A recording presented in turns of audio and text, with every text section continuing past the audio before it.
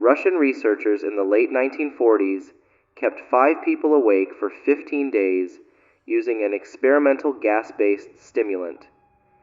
They were kept in a sealed environment to carefully monitor their oxygen intake so the gas didn't kill them, since it was toxic in high concentrations. This was before closed-circuit cameras, so they had only microphones and 5-inch thick glass porthole-sized windows into the chamber to monitor them. The chamber was stocked with books and cots to sleep on, but no bedding, as well as running water, a toilet, and enough dried food to last all 5 for over a month.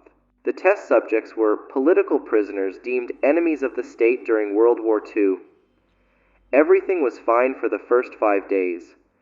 The subjects hardly complained, having been promised, falsely, that they would be freed if they submitted to the test and did not sleep for 30 days. Their conversations and activities were monitored, and it was noted that they continued to talk about increasingly traumatic incidents in their past. The general tone of their conversations took on a darker aspect after the 4-day mark. After 5 days, they started to complain about the circumstances and events that led them to where they were, and started to demonstrate severe paranoia.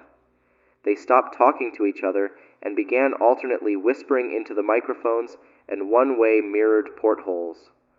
Oddly, they all seemed to think they could win the trust of the experimenters by turning over their comrades, the other subjects in captivity with them.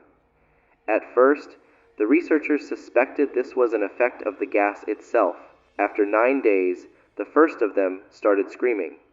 He ran the length of the chamber repeatedly, yelling at the top of his lungs for 3 hours straight, at which point he continued attempting to scream, but was only able to produce occasional squeaks. The researchers postulated that he had physically torn his vocal cords. The most surprising thing about this behavior was how the other captives reacted to it, or rather, didn't react to it.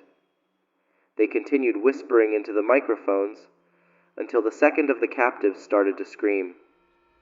The 2 non-screaming captives took the books apart, smeared page after page with their own feces, and pasted them calmly over the glass portholes. The screaming promptly stopped. So did the whispering into the microphones. After 3 more days passed, the researchers checked the microphones hourly to make sure they were working, since they thought it impossible that no sound could be occurring with 5 people inside. The oxygen consumption in the chamber indicated that all 5 must still be alive. In fact, it was the amount of oxygen 5 people would consume at a very heavy level of strenuous exercise. On the morning of the 14th day, the researchers did something they said they would not do to get a reaction from the captives. They used the intercom inside the chamber, hoping to provoke any response from the people they were afraid were either dead or vegetables. They announced, "We are opening the chamber to test the microphones. Step away from the door and lie flat on the floor, or you will be shot. Compliance will earn one of you your immediate freedom." To their surprise, they heard a calm voice respond in a single phrase, "We no longer want to be freed." Debate broke out among the researchers and the military forces funding the research. Unable to provoke any more response using the intercom, it was finally decided to open the chamber at midnight on the 15th day. The chamber was flushed of the stimulant gas and filled with fresh air, and immediately, voices from the microphones began to object. 3 different voices began begging, as if pleading for the life of loved ones, to turn the gas back on. The chamber was opened, and soldiers were sent in to retrieve the test subjects. They began to scream louder than ever, and so did the soldiers when they saw what was inside. 4 of the 5 subjects were still alive, although no one could rightly call the state that any of them in life. The food rations past day 5 had not been so much as touched. There were chunks of meat from the dead test subject's thighs and chest stuffed into the drain in the center of the chamber, blocking it and allowing 4 inches of water to accumulate on the floor. Precisely how much of the water on the floor was actually blood was never determined. All 4 surviving test subjects also had large portions of muscle and skin torn away from their bodies. The destruction of flesh and exposed bone on their fingertips indicated that the wounds were inflicted by hand, not with teeth, as the researchers initially thought. Closer examination of the position and angles of the wounds indicated that most, if not all of them, were self-inflicted. The abdominal organs below the ribcage of all 4 test subjects had been removed. While the heart, lungs, and diaphragm remained in place, the skin and most of the muscles attached to the ribs had been ripped off, exposing the lungs through the ribcage. All the blood vessels and organs remained intact, but had been taken out and laid on the floor, fanning out around the eviscerated but still living bodies of the subjects. The digestive tract of all 4 could be seen to be working, digesting food. It quickly became apparent that what they were digesting was their own flesh that they had ripped off and eaten over the course of days. Most of the soldiers were Russian special operatives at the facility, but still, many refused to return to the chamber to remove the test subjects. The subjects themselves continued to scream to be left in the chamber and begged and demanded that the gas be turned back on, lest they fall asleep. To everyone's surprise, the test subjects put up a fierce fight in the process of being removed from the chamber. One of the Russian soldiers died from having his throat ripped out, and another was gravely injured by having his testicles ripped off and an artery in his leg severed by one of the subject's teeth. Another 5 of the soldiers lost their lives, if you count the ones that committed suicide in the weeks following the incident. In the struggle, one of the 4 living subjects had his spleen ruptured and bled out almost immediately. The medical researchers attempted to sedate him, but this proved impossible. He was injected with more than 10 times the human dose of a morphine derivative and still fought like a cornered animal, breaking the ribs and arm of one doctor. His heart was seen to beat for a full 2 minutes after he had bled out, to the point there was more air in his vascular system than blood. Even after it stopped, he continued to scream and flail for another 3 minutes, struggling to attack anyone in reach and just repeating the word "More!" over and over, weaker and weaker, until he finally fell silent. The surviving 3 test subjects were heavily restrained and moved to a medical facility, the 2 with intact vocal cords continuously begging for the gas, demanding to be kept awake. The most injured of the 3 was taken to the only surgical operating room that the facility had. In the process of preparing the subject to have his organs placed back within his body, it was found that he was effectively immune to the sedative they had given him to prepare for the surgery. He fought furiously against his restraints when the anesthetic gas was brought out to put him under.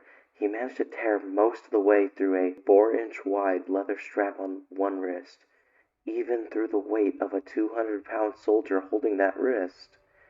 It took only a little more anesthetic than normal to put him under, and the instant his eyelids fluttered and closed, his heart stopped. In the autopsy of the test subject that died on the operating table, it was found that his blood had tripled the normal level of oxygen. The muscles that were still attached to his skeleton were badly torn, and he had broken 9 bones in his struggle to not be subdued. Most of them were from the force his own muscles had exerted on them. The second survivor had been the first of the group of 5 to start screaming. His vocal cords were destroyed. He was unable to beg or object to surgery, and he only reacted by shaking his head violently in disapproval when the anesthetic gas was brought near him. He shook his head yes when someone suggested, reluctantly, that they should try the surgery without anesthetic, and did not react for the entire 6-hour procedure of replacing his abdominal organs and attempting to cover them with what remained of his skin. The surgeon presiding stated repeatedly that it should not be medically possible for the patient to still be alive. One terrified nurse assisting the surgery stated that she had seen the patient's mouth curl into a smile several times whenever his eyes met hers. When the surgery ended, the subject looked at the surgeon and began to wheeze loudly, attempting to talk while struggling. Assuming this must be something of drastic importance, the surgeon had a pen and pad fetched so the patient could write his message. It was simple. Keep cutting. The other two subjects were given the same surgery, both without anesthetic as well, although they had to be injected with a paralytic for the duration of the operation. The surgeon found it impossible to perform the operation while the patients laughed continuously. Once paralyzed, the subjects could only follow the attending researchers with their eyes. The paralytic cleared their system in an abnormally short period of time, and they were soon trying to escape their bonds. The moment they could speak, they were again asking for the stimulant gas. The researchers tried, asking why they had injured themselves, why they had ripped out their own guts, and why they wanted to be given the gas again. Only one response was given. I must remain awake. All three subjects' restraints were reinforced, and they were placed back into the chamber, awaiting determination as to what should be done with them. The researchers, facing the wrath of their military benefactors for having failed the stated goals of their project, considered euthanizing the surviving subjects. The commanding officer, an ex-KGB, instead saw potential and wanted to see what would happen if they were put back on the gas. The researchers strongly objected, but were overruled. In preparation for being sealed in the chamber again, the subjects were connected to an EEG monitor and had their restraints padded for long-term confinement. To everyone's surprise, all three stopped struggling the moment it was let slip that they were going back on the gas. It was obvious that, at this point, all three were putting up a great struggle to stay awake. One of the subjects that could speak was humming loudly and continuously. The mute subject was straining his legs against the leather bonds with all his might, first left, then right, then left again for something to focus on. The remaining subject was holding his head off his pillow and blinking rapidly. Having been the first to be wired to the EEG machine, most of the researchers were monitoring his brain waves in surprise. They were normal most of the time, but sometimes flatlined inexplicably. It looked as if he were repeatedly suffering brain death before returning to normal. As they focused on paper scrolling out of the brainwave monitor, only one nurse saw the man's eyes slip shut at the same moment his head hit the pillow. His brainwaves immediately changed to that of deep sleep, then flatlined for the last time as his heart simultaneously stopped. The only remaining subject that could speak started screaming to be sealed in now. His brainwaves showed the same flatlines as the one who had just died from falling asleep. The commander gave the order to seal the chamber with both subjects inside, as well as 3 researchers. One of the named 3 immediately drew his gun and shot the commander point blank between the eyes, then turned the gun on the mute subject and blew his brains out as well. He pointed his gun at the remaining subject, still restrained to a bed, as the remaining members of the medical and research team fled the room. I won't be locked in here with these things. Not with you. He screamed at the man strapped to the table. What are you? He demanded. I must know. The subject smiled. Have you forgotten so easily? The subject asked. We are you. We are the madness that lurks within you all, the aim to be free at every moment in your deepest animal mind. We are what you hide from in your beds every night. We are what you sedate into silence and paralysis when you go to the nocturnal haven where we cannot tread. The researcher paused, then aimed at the subject's heart and fired. The EEG flatlined as the subject weakly choked out, Oh, nearly. Breathe.